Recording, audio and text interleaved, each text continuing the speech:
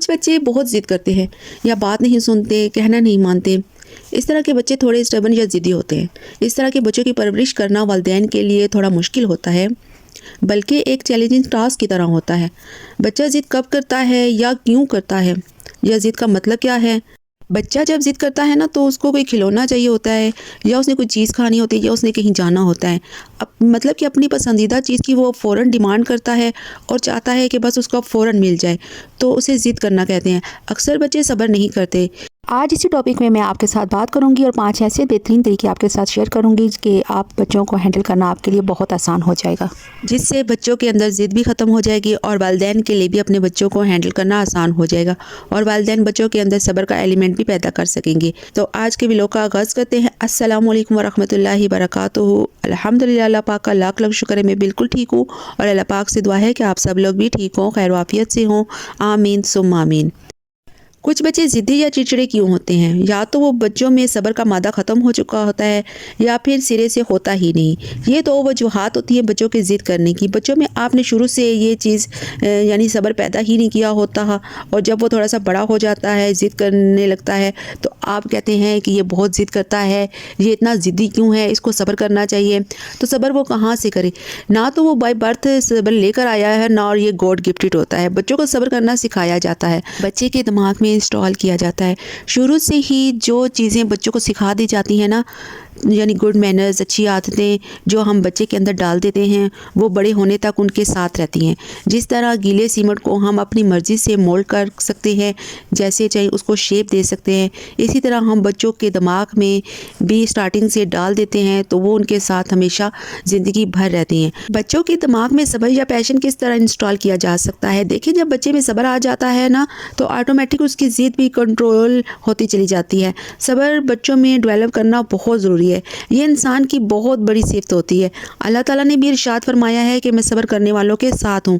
इतनी बड़ी चीज़ है सब्र करना कि अल्लाह ताला भी साथ हो जाता है जब बंदा सब्र करने वाला हो।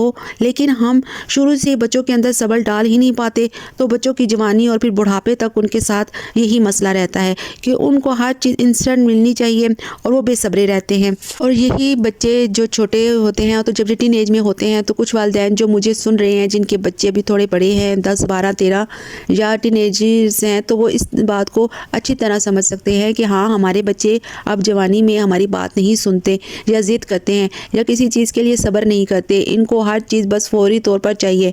बचपन में तो आप फिर आंखें दिखाकर बिला फुसलाकर टाल देते थे, लेकिन बड़े बच्चों की और यानी टीनेजर्स बच्चों के मसले मसाइल और टाइप के होते हैं। उनको आप आंखें दिखाकर या मार पीट कर कर अपनी बात नहीं मनवा सकते। बेसिकली बच्चा ज़िद इसलिए करता है कि उसके अंदर सब्र आपने पैदा ही नहीं किया होता।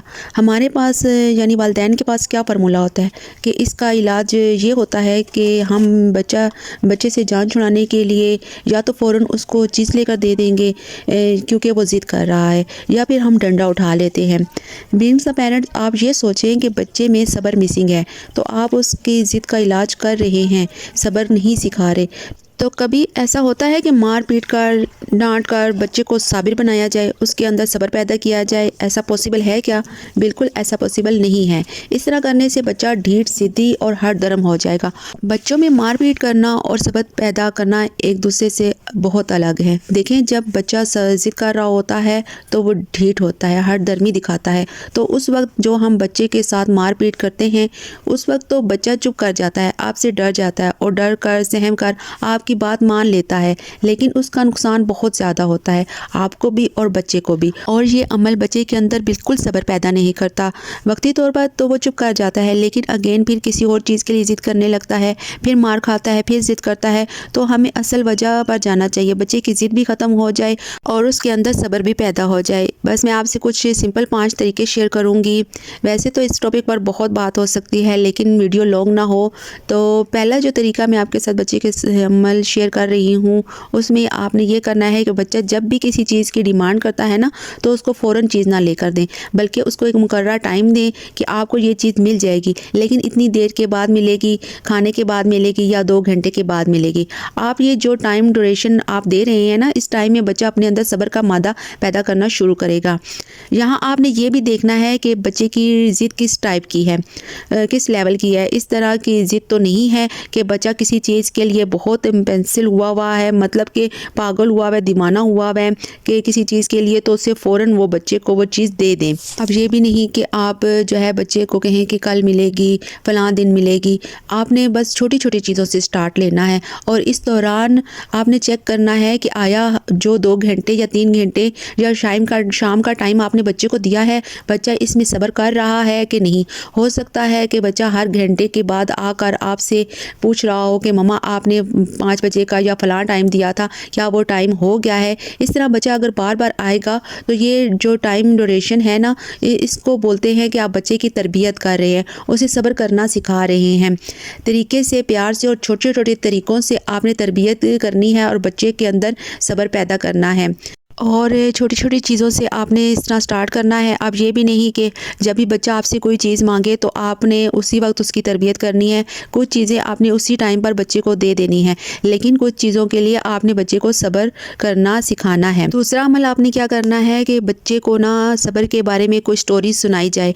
वो आपकी ज़िंदगी में या आपने किसी चीज़ पर सब्र किया हो, आपको ना मिली हो, और या फिर किसी और के स्टोरी सुनाई जाए जिससे बच्चे को पता चले कि सब्र होता क्या है। जब बच्चे को पता ही नहीं होगा तो सब्र क्या है, तो वो कैसे सब्र सीखेगा। बच्चों के जहन में डेटा होना बहुत ज़रूरी है, चाहे वो सब्र का हो या किसी भी चीज़ के बारे में। आप कहानियाँ बच्चों को सुनाएं।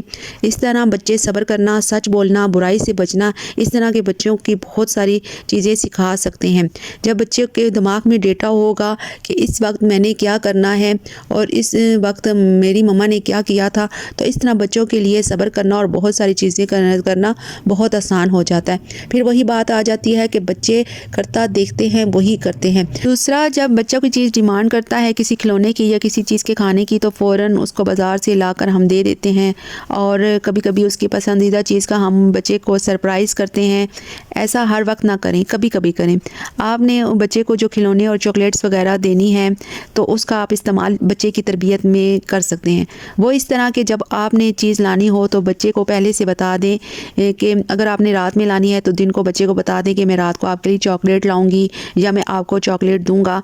तो इस तरह बच्चे में सब्र पैदा होगा और बच्चा सब्र करना सीखेगा और इस तरह ये बच्चे की तरबियत होगी।